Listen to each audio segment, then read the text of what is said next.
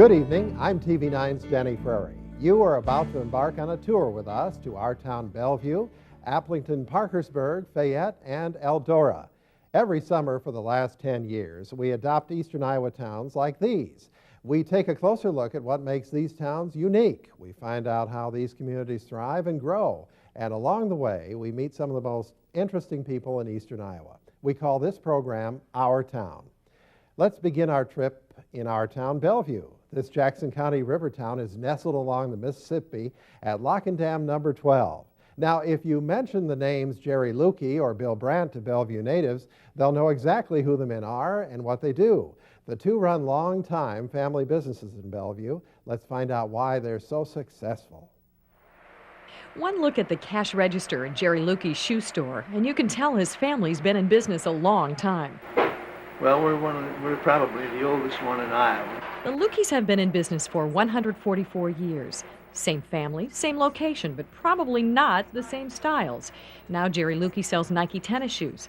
But he offers the same service his great-grandfather Joseph, grandfather William, and father Clarence did. Try and keep people satisfied. Lukey doesn't know how many shoes he sells every year, but just about everyone in Bellevue has bought a pair from him at one time or another. Jerry has no kids, and he hopes other relatives will carry on the Lukey tradition. Now, just down the street is a building that has no sign or flashing lights, but somehow everyone knows what goes on inside. You can run it anywhere you wanted to, and the bell would just follow along on the drum. This is Bill Brandt, and his family has had this machine shop and car business over 100 years. In 1898, my grandfather bought the machine shop, and he started building these marine engines. His grandfather's marine engine business capitalized on the river traffic all the way to Louisiana. Lock and Dam number 12 is now under construction and contains some of his grandfather's work. He helped the construction company that built the original Lock and Dam in 1937. Eventually, the marine engine business slowed and they switched to cars, selling and fixing. Now Bill tinkers around. He's resurrected many things his father and grandfather used, like a steam engine. People marvel that it could still run. Well, it amazed us too, because it hadn't been run for as long as I could remember, and that's 60 years back. In the meantime, people who stop by are treated to a look at an old boat Bill and his father built at a 1937 Hudson in perfect condition. When you own the shop, would it be anything less than perfect? But along with the old, there is new business too. Rockwell is a main employer in our town, Bellevue. TV9's Liz Mathis spoke with Bellevue Mayor Virgil Murray. Murray also serves as the superintendent of schools in our town. He shared his vision for the future. Virgil, tell us about some of the successes that you have seen in Bellevue. Well, Bellevue has been very successful in the past with a business called Potter's Mill. Currently it is not in operation, but we're working very hard to get that back up in operation. So recent success is the Pomida store, just as you come into town. We've worked hard bringing that into our community. We have a Lampy's True Value that's kind of been here for a long time. We have Dolan's Jewelers. And also some of the larger industries like Rockwell?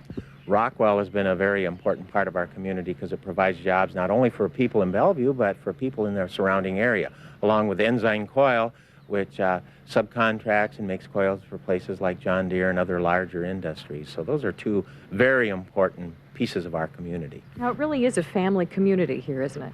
Well, I think that's probably one of our strengths. We like to think if you want a place to raise some children, you want good schools, you want a safe environment, come to Bellevue. It's a place you'll be very proud to be a part of, and you'll enjoy it. What are some of your economic goals, and what are some of the things that you've done to restore the downtown? Well, for economic goals, I would say we're thinking about trying to reach a population of somewhere around 3,000. We're currently at 2,350, and so we're looking at housing development, and we're promoting that. We're looking at marketing Potter's Mill, because the best thing we feel we can do, perhaps, for the small businesses in town is create traffic.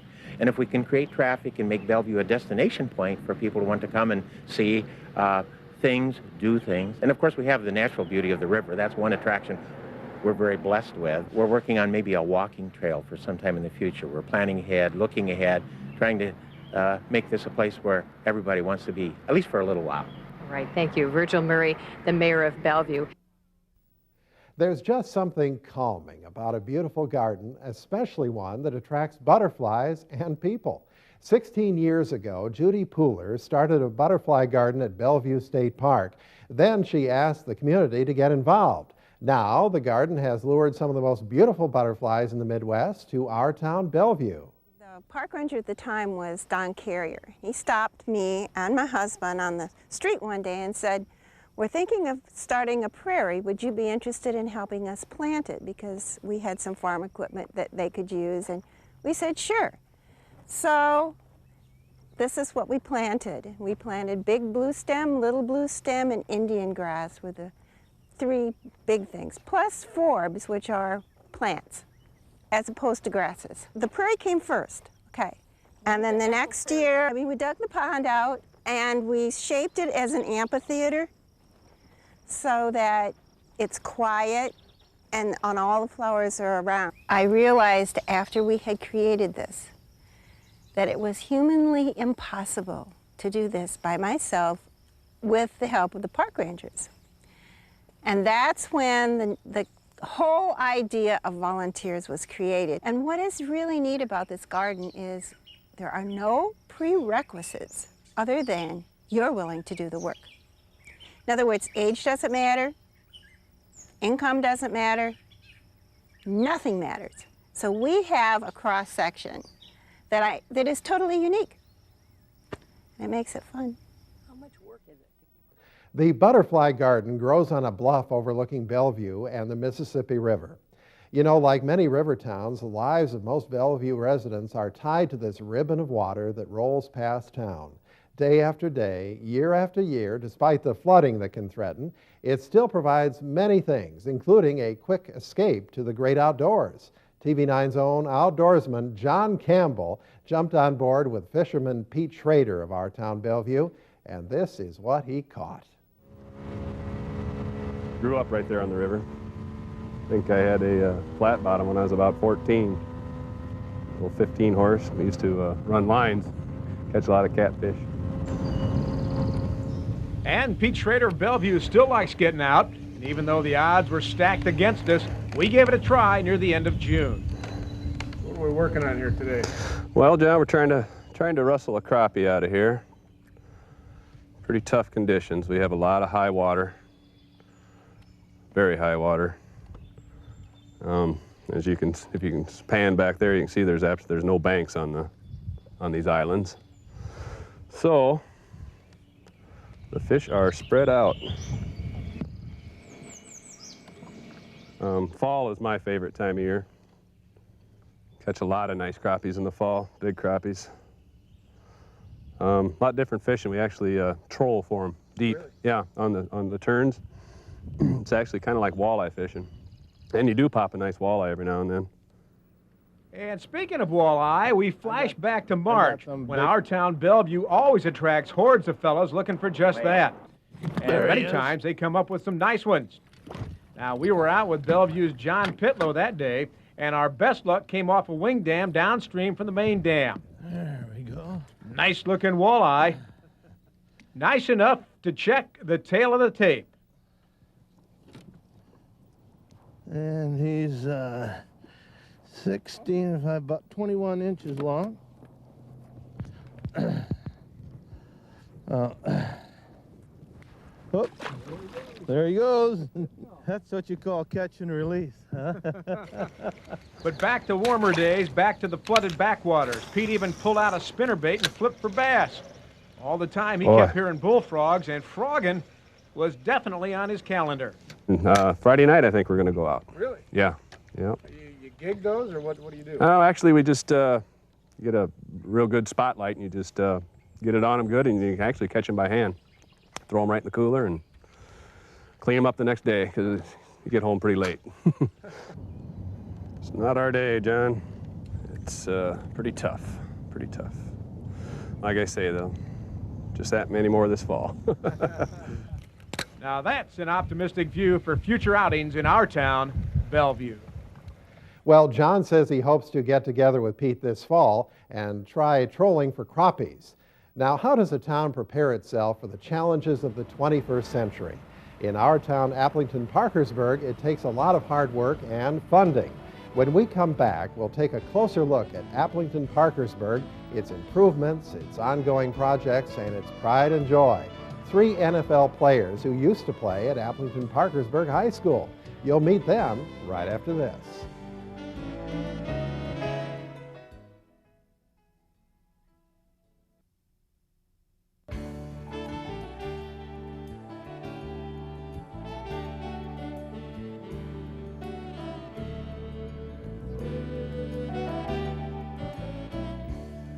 Welcome back to our town. Now we're going to travel across eastern Iowa to Aplington and Parkersburg. Both Butler County towns lie along Highway 20 about 25 miles west of Waterloo. Our town, Aplington and Parkersburg, are planning for the future through new construction and street improvements. As you're about to see, building a community ready for the 21st century takes hard work and an entire town's support. New houses, new businesses, new residents. That's what Aplington and Parkersburg are trying to attract to their corner of eastern Iowa. Aplington is starting with the basics, new gutters and curbs on every street. Residents are joining together to pay for this $625,000 curb and gutter project. Then later this summer, they'll be covered with a blacktop overlay, similar to this street. We did 10th Street 2 years ago, and that street is just so nice to go down. So hopefully that's what the rest of town is going to be like. Parkersburg is tackling a number of projects at one time, from new construction to new trees along Highway 20. There's 20 crabapple trees and 27 of these regular trees, and then 6 pine trees there in the corner where we're going to put a Parkersburg sign. That's just the beginning of Parkersburg's community visioning project.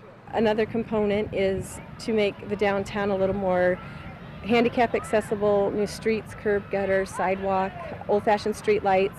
Parkersburg is also developing an 80-acre industrial park, more housing lots, a new walking and biking trail, and it's raising funds for a new municipal building. When you're coming to Parkersburg, it says, "Welcome to Parkersburg, growing with pride," and we're inviting people to come grow with us. Parkersburg hopes to complete all of these projects by next fall. Aplington hopes to complete its street project by this fall. The goal for all of these projects is simple: to make our town, Aplington Parkersburg, a more beautiful place to live. But that's not all. Our town, Aplington, plans to fix up 10 homes later this summer with a $356,000 housing grant. And our town, Parkersburg, has spent the last few years building and updating its Veterans Building and surrounding memorials. TV9's Bruce Owney spoke with an American Legion member who's been instrumental in raising money for memorial projects. In fact, we have Delbert Kalkorff here with us today to tell us more about this thoughtful project. And Delbert, this is quite a building that you have here with this Veterans Memorial Center. Yes, it is. Tell us how it came about. Well, to the cooperation of the Legion and the people in the community and the city fathers. Well, what do we have inside the building? Oh, one big room and a kitchen that the Legion has completely furnished over the past years. But there also are memorials here as well. I know just across the street from the building is an impressive helicopter. Oh, yes. Yeah, that was acquired from the Waterloo National Guard. It was flown in Vietnam, was in action in Vietnam. And of course, retired, as all surplus military equipment is. And we acquired it. And we put it in over there and did all the work of installing it. I'm sure that's something that draws draws people's attention always, especially the kids. They have to look at something like that and really like what they're seeing. Oh yeah, it does. And another thing we're planning in the future is to have an Army tank sitting over there also. But exactly when that's going to be, it depends upon our funds. Tell us about the directory in the Oak Hill Cemetery, too. Chris Shruggy was instrumental in starting that, and she approached the Legion if we'd support her on it, and we agreed to support her on it. And it makes it a lot easier for people who come in here who want to find basically any grave in the cemetery. Oh, definitely, because we have section markers and a directory book and a directory on there that shows just where every grave is located. So it's very easy to find that. Well, thank you, Delbert, and continue the work with the Legion and other veterans here in town, because you're doing an outstanding job. Okay, thank you. Parkersburg is also proud of its 10-year-old park called Wolf's Landing Depot Park and Arboretum. It's located just about a block off downtown. The park has a humble beginning. 10 years ago, it served as the city's dump. But thanks to countless hours of volunteer work, it's a park Parkersburg is proud of. Trains have been rolling through Parkersburg since 1865. Passenger service ended in 1974, but an abandoned depot from Illinois Central's early years remained. And when the city purchased the old depot, it gave it a chance to transform two eyesores in town, the depot and the city's old dump on the other side of the tracks. There were a few of us who could envision a park, even though there were snow plows parked there and poles from the light company and lots of weeds. And we turned it into a park over 10 years. Chris Schrage has been organizing the effort since the park's inception. Parkersburg's Depot Park began with the depot. Then a local man donated an old caboose he bought at an auction, and the park's theme grew from there. The railroad brought it out to the line up here, and then the county guys came with their two cranes, lifted it off the track, then brought it down here and lifted it all back on. Half the town was sitting down up there or down here watching the whole thing.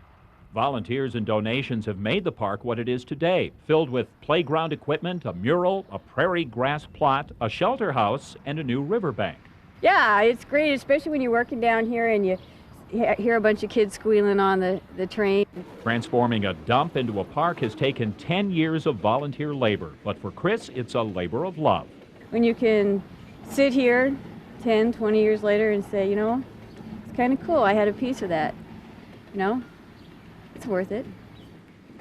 In 1992, Depot Park received a first-place award in the Naiad Park Contest. The trophy is proudly displayed in the depot. Our town, Parkersburg, plans to celebrate Depot Park's 10th anniversary in September with an antique tractor show and other festivities. In the future, Chris Schrage hopes to add a footbridge across Beaver Creek and a walking trail along its banks. Now we turn to a new facility in our town, Aplington. KidQuest just opened last year. The building houses a daycare, preschool, and the city's Head Start program.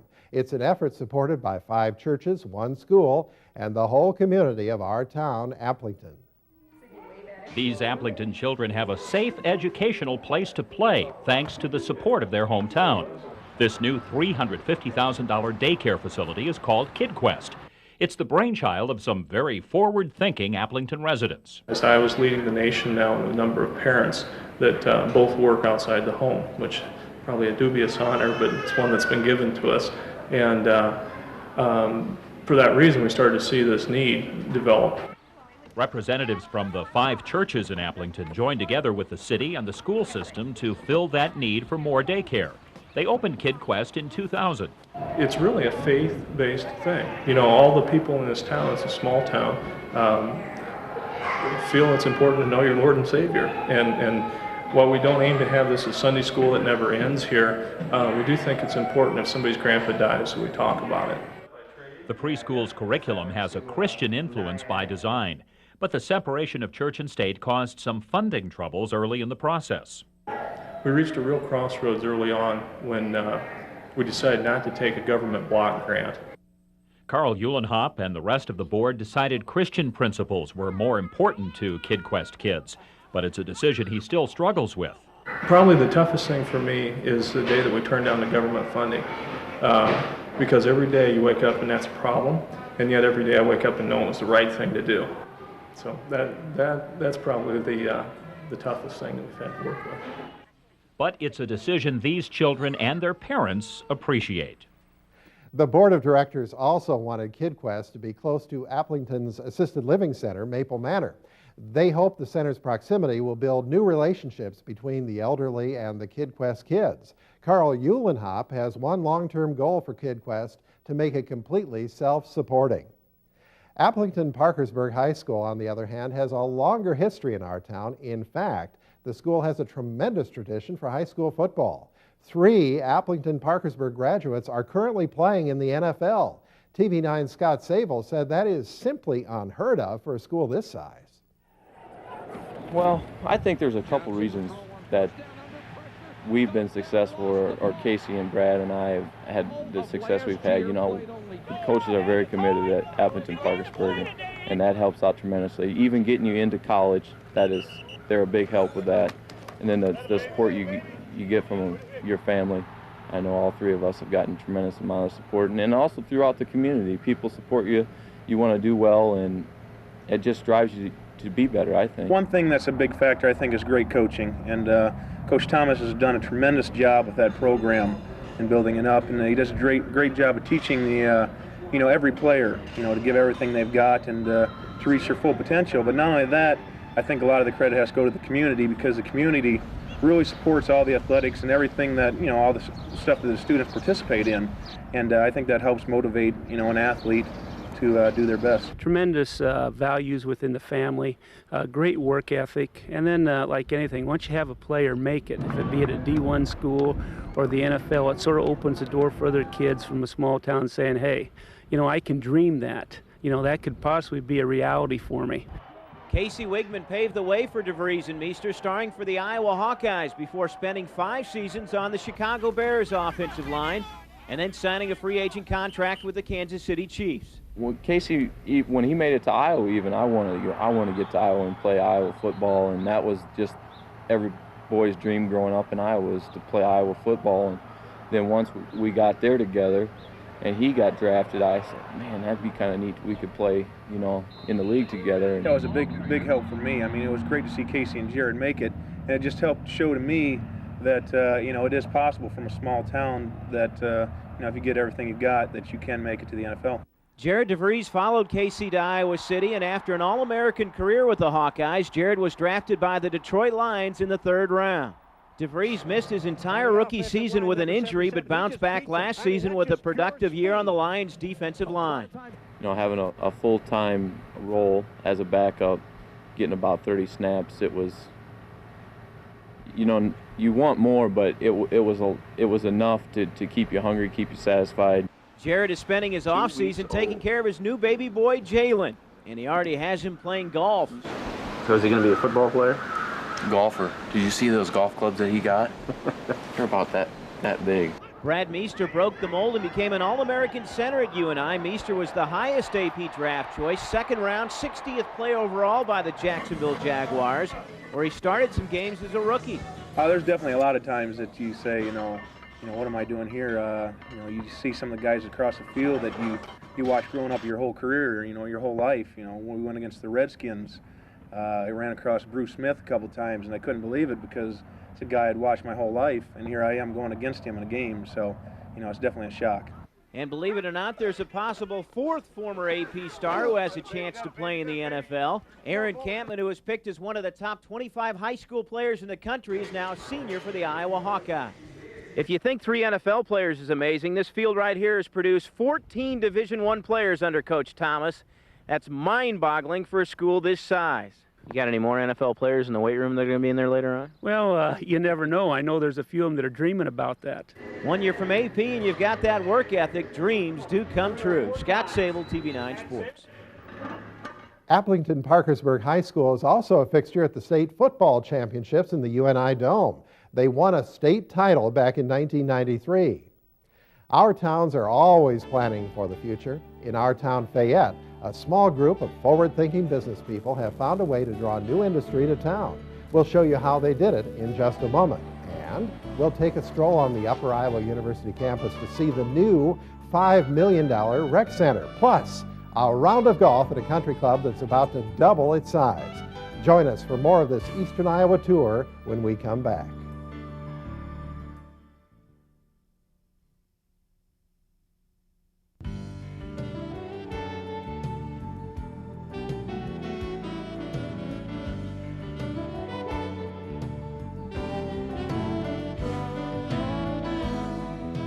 Welcome back to this Our Town special. Our next stop is in Fayette County along the Volga River. Our town, Fayette, is about an hour's drive northeast of Waterloo. It's home to Upper Iowa University, the Volga Recreation Area, and a number of successful businesses. 13 years ago, 6 citizens of Fayette had the foresight to form their own development corporation. Now, that corporation brought one new industry to town and has the framework in place to bring in others. The Fayette Development Corporation's foresight will keep Fayette in business for years to come. Now they're Bernard Pattison believes the biggest challenge for small towns like Fayette is lack of industry. So in 1988, he and 5 other business people formed the Fayette Development Corporation. And basically, we built a building, and we made a stock option related to that, and we financed it and put it together. Pattison's own 50-year-old grain company financed the corporation. The business partners recruited Blaine Blessing's metal fabrication business. And so we gave him the land, and we built the building, and then we leased the building back to him.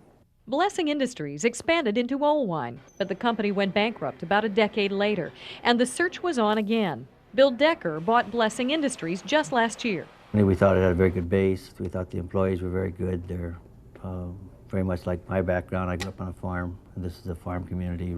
Decker hopes to double or triple Blessing Industries in the next 5 to 10 years. I think Bill Decker will be able to compete and stay at that location. It's hard to find Bill Deckers, though. Very hard.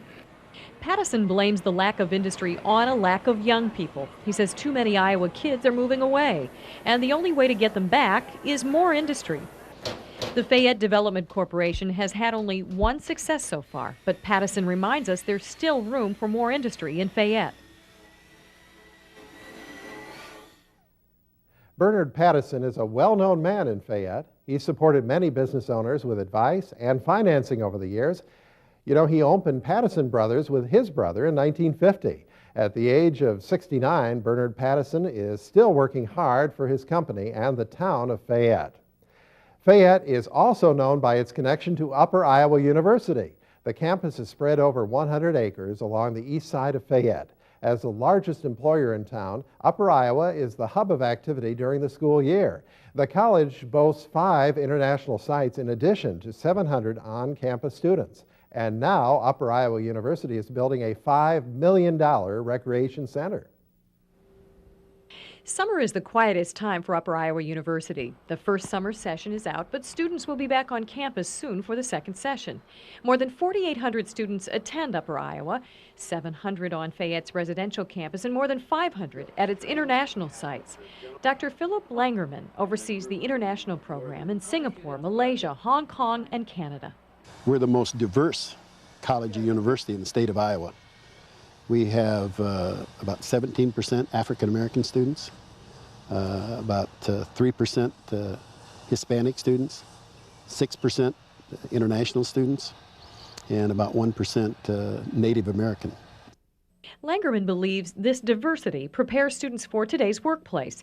In the future, he hopes to expand Upper Iowa into China, Taiwan, and Australia. The Fayette campus is expanding too. This 40,000 square foot recreation center is being funded with private donations totaling about $5 million. We put together a wish list, and when we realized that our wish list didn't match our funding list, we scaled it down to what we felt was reasonable. Inside, students will get a chance to play in one of 2 basketball courts, a volleyball court, one of 2 tracks, an aerobics and workout room, and a multi-purpose room carpeted with 1.5-inch turf. The rec center was designed and built with Upper Iowa students in mind, but this is just part of a 10-year master plan to keep Upper Iowa growing and changing for its future students. Upper Iowa University offers 42 majors on campus and 9 majors off campus. Tuition costs about $11,000 a year, and the college hopes to double its enrollment over the next 10 years. TV9's Liz Mathis caught up with Fayette Mayor Pro Tem Doug McReynolds. McReynolds is also a professor at Upper Iowa. He tells us more about Fayette's latest improvement projects. Now with me is Mayor Pro Tem from Fayette, Doug McReynolds. And Doug, Fayette is a beautiful place and probably a great place to live. Tell me about the growth and the activity that you've seen in the last 3 to 4 years here. Well, in 1998, all 5 people who were elected to city council were elected on a streets program. And the town at that time decided to invest a little over $1 million in just repaving the whole town, all the streets. And about that time, Upper Iowa was putting significant money into its landscaping, and suddenly it seemed like there was a whole new attitude in town. And right after that, the $400,000 ICN building was added to the library. A $400,000 preschool Rainbow Land went up. Mr. Andres, Bill and Betty Andres, contributed a great deal of seed money for the expansion of the golf course. Just a lot happening over the last 3 to 4 years. Now, you mentioned the Andres, and also David Bolger has been helping you financially, helping the city. How have those two really planted some seed money? Yes, Bill and Betty Andres, for one. Bill grew up in Fayette. In fact, his parents operated a grocery store down the street from here and went to Upper Iowa University. So he's been, he's a native Fayettean. And when he retired as CEO from Dayton Hudson, he took an interest in the college, and he provided the money for the landscaping, and he provided about half of the money for the golf course expansion project. Mr. Bolger, on the other hand, sort of adopted the town in the middle 1970s and the college, and he's provided the city with a bundle of money that we call the Bolger Fund, which the city has the discretion for doling out to various projects. The taxpayers paid for the streets. The taxpayers are providing most of the money for all of the projects, and there's a great deal of energy in this town. It's exciting to be part of Fayette right now. And now, how about a round of golf? The 9-hole golf course in our town, Fayette, is about to expand. The Big Rock Country Club will be twice as big next year, making the club the only 18-hole course within a 45-minute drive. TV9's Jason Rogers has the story. Just a mile north of downtown Fayette and nestled along the Volga River lies Big Rock Country Club, a scenic 9-hole par 35 course that is celebrating its 35th year. Big Rock has approximately 200 members from nearly a dozen communities. And some of them are as far as probably away from 30 miles. They might drive by 2 golf courses just to get to Big Rock because they just feel it's a real nice course, real friendly people, and just really like the area. It's beautiful out here in the fall. They feel comfortable here. Rather than joining a course that might be closer to them, they're willing to drive the extra miles to come to Big Rock. And next year there will be 9 more reasons to make that drive. The Rock is expanding to 18 holes, which will make it the only 18-hole course within a 45-minute radius. But can a town of Fayette's size, roughly 1,000 people, support an 18-hole course? The members, they know it's going to take hard work, and, it's going to maybe be a little more out of their pocket, but they think it's worth it. We're hoping that we can draw from the small communities around here, and we're hoping to have a championship-type course. The dream of the back 9 began with a local benefactor. The late Bill Andres promised to pay for half of the $1.4 million project if the community would raise the other half. Roy Carlson is in charge of the fundraising effort. He says the people of Fayette have been more than generous. We're up to somewhere around $350,000 as far as the total amount we've raised locally. And of course, with a town of 1,000 people, that's something we're proud of. Construction on the back 9 began last spring, and the club was hoping to have it open for play this fall, but Mother Nature has not cooperated.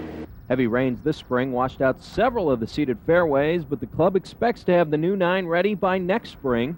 One thing's for sure, the back 9 will have a personality all its own. Fairways are really narrow, and a lot more sand traps over there than we have here, and it'll be really a lot more challenging. Now the locals say number 5 is a tough hole for the average golfer.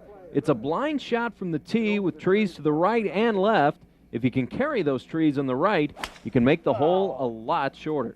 But it's death either way if this is out of bounds into the trees, and that's not a very desirable situation. But with my lucky golf shoes on, I decided to go for the green, and it's got to be the shoes because I ripped one over the forest and within 30 yards of the green. He's going to like that. He'll be birdie time. And it was birdie time. After chipping on, I had this putt left for a 3. No camera tricks here, folks. It was legit.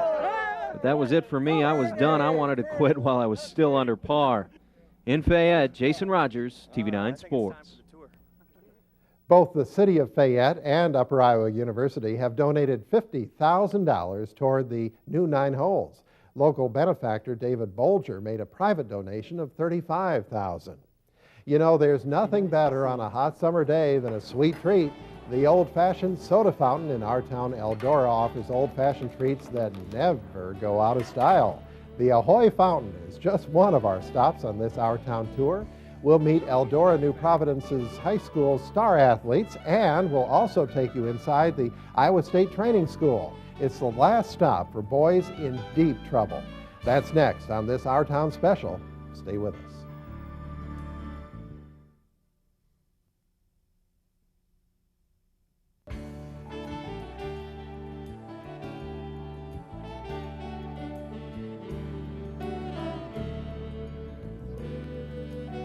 Welcome back. Our final stop on this Eastern Iowa tour is Eldora.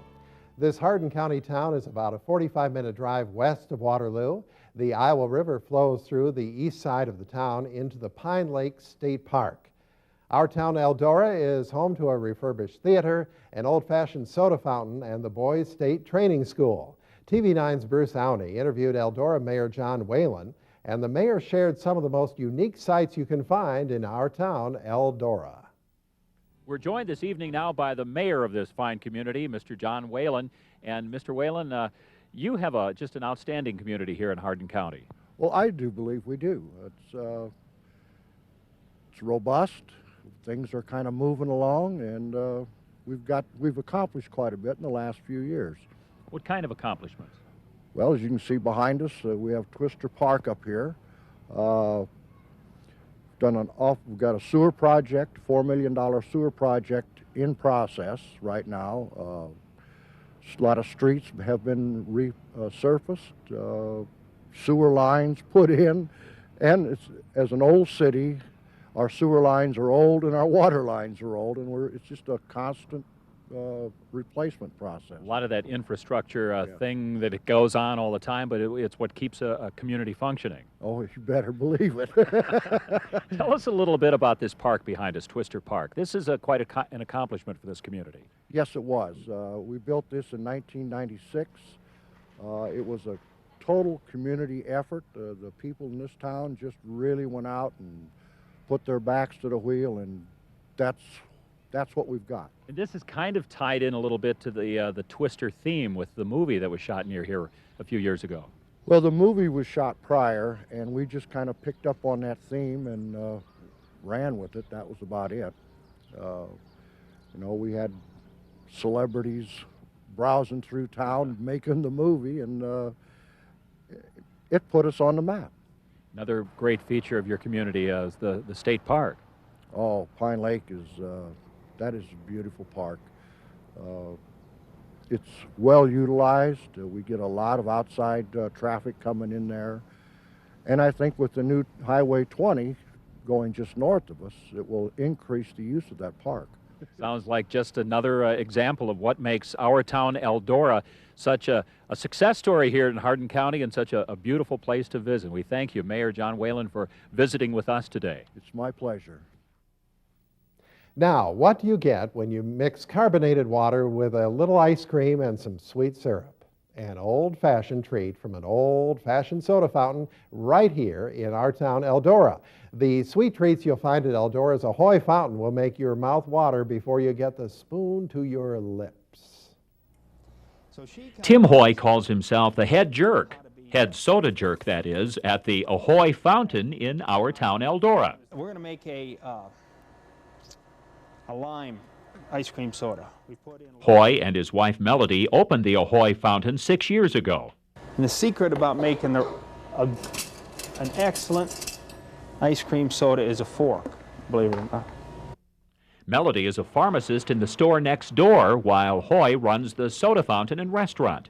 Hoy says he used to sit at this 1948 Stanley Knight soda fountain as a child, and he couldn't bear to see the building's former owner get rid of it. So he bought it. It's got the carbonated spigot, normally freshwater spigot. It's self-contained. It's got your toppings and syrups and ice cream coolers and hatches.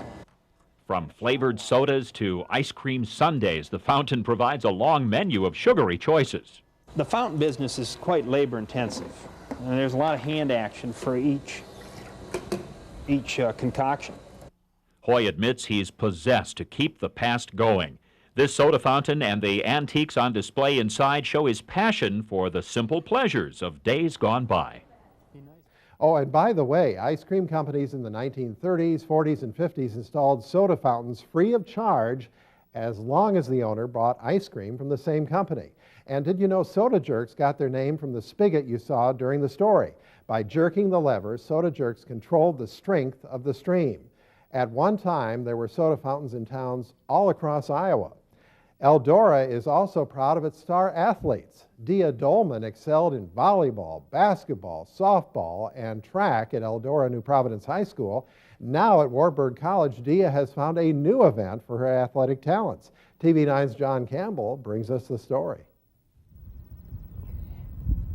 I had a friend in volleyball who was also out for track, and she suggested that I should try the javelin just because it's somewhat the same motion as the volleyball spike. And so I just tried it, and a little more technique to it, and it kind of came easy. So easy, in fact, that Dia Dolman broke the Wartburg javelin record the first time she threw in competition. By the end of the season, she had improved enough to qualify for nationals. I'm new at this, and so I'm not always consistent, but I'd like to think that, you know, at nationals, I worked really hard at, like, planting and using my momentum that I was building up, because I wasn't doing that throughout the whole year. But I really worked on it, and it came together. It sure did. Dolman broke the NC2A Division III record with a winning toss of 152 feet 2 inches. But she says it was not like a batter knowing on contact that he had stroked a home run. I knew that I was doing my form right. I could tell I was doing that right, but I really didn't. It didn't hurt like it usually does. Sometimes it hurts my shoulder, but it didn't hurt or anything, so I didn't really think that I had thrown it that far. It didn't feel like there was that much power. Does that make you seem to think that there's some more distance you can get out of the javelin? Yeah, definitely. That means more work in the weight room and more work on her technique. She is so versatile that next spring, Dia plans to try the heptathlon. The 800, the 200, the 100-meter hurdles, the shot put, long jump, high jump, and the javelin. For now, Dolman, through weight training, is concentrating on improving her vertical jump. After all, she's also a starter on the Wartburg volleyball team. That's why I chose to go to a smaller school. I wanted to do more sports, and because I was in 5 sports in high school, and I just knew I'd miss it. Dia Dolman, NCAA record holder from our town Eldora, in just her first year throwing the javelin.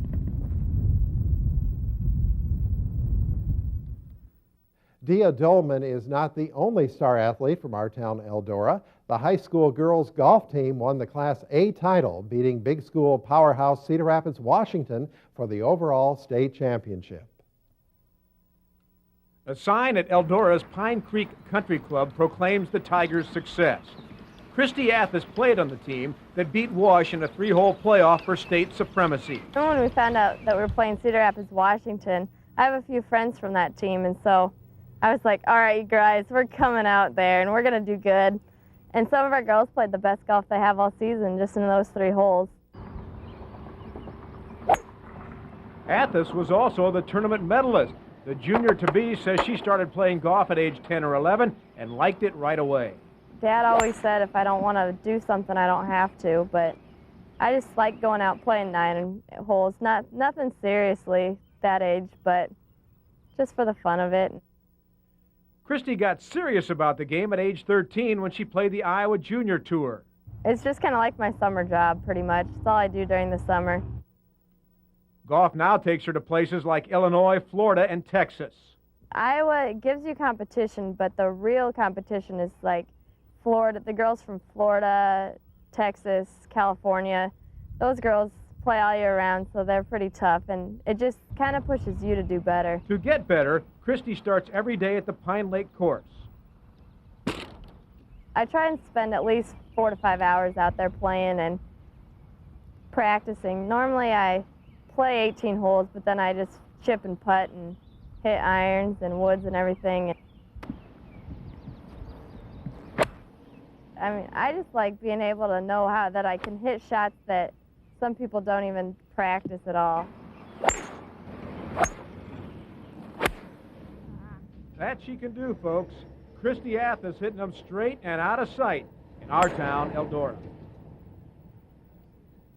Our town, Eldora, is also home to the Iowa State Training School.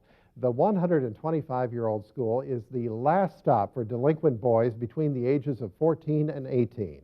It's their last chance to improve their behavior before facing possible adult punishments.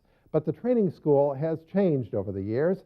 New buildings and new philosophies give these boys a new lease on life. We get the worst 200 kids in the state of Iowa. Our town, Eldora, is home to the Iowa State Training School. The 125-year-old school has a long history of rehabilitating boys before they turn 18. We get young men who are here with drug and alcohol abuse issues. We get sex offenders. We get car thieves. We get kids who are involved in sales and delivery of drugs. These troubled youth spend an average of 7 months at the school, working on their behavior, their social skills, and learning a vocation or earning a high school diploma. And they do this without barriers or guard dogs. For the worst 200 kids in the state, you notice we have no fences. There's no walls around the institution. It's because we maintain accountability with the insight and the accountability of the staff and the rapport that we build with the kids. Treatment and Programs Administrator Mark Day says that philosophy, along with 3 new buildings on campus, have decreased the number of runaways and have increased the number of productive graduates. 4 years ago, state legislators gave the school more than $13 million to upgrade its substandard campus, the first facilities funding in 50 years. A new chapel, residence hall, gymnasium, and school make this campus look more like a college than a jail. Kids come in that have been abused, kids come in that are strung out on drugs, kids come in who have an entire lifestyle dedicated to crime and delinquency. And 7 times out of 10, those kids leave and become productive, become community members rather than community predators. Its name has changed 6 times over the last 125 years. But the school's mission is the same, to take the most challenging and delinquent young men in Iowa and rehabilitate them into productive members of society. The Iowa State Training School currently houses 185 boys. Each boy dresses in colors according to his achievement level. Chambray for first level, gray polo, second level, green polo, third level, and bright orange for attempted runaways. The top 15 to 20 kids become members of the Honor Corps. They are the only group allowed to leave campus for special assignments. You know, this is the time of year when the highways and byways across eastern Iowa change and improve. Construction continues on the Highway 20 extension project, and part of the construction includes building a 1,500-foot bridge and rolling it over the Iowa River. We'll show you this unusual project right after this.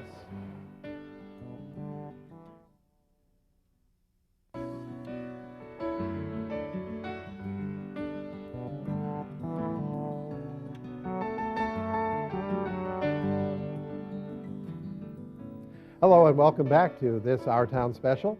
Highway 20 north of our town Eldora is expanding to 4 lanes and crossing the Iowa River. But the Department of Natural Resources is concerned about the natural wildlife and plant life around the river. So the Department of Transportation is building a 1,500-foot bridge and rolling it over the top of the habitat, 1 section at a time. The Iowa River is only 250 feet wide at this point, but this bridge, when it's finished, will reach 1,500 feet across the river. And there's a reason for the overlap. The whole purpose of the project is to avoid interference with the environment. This is a very environmentally sensitive area. Bridge engineer Mike Lavalette says endangered species like bald eagles, tiger mussels, and plants unique to Iowa are at stake.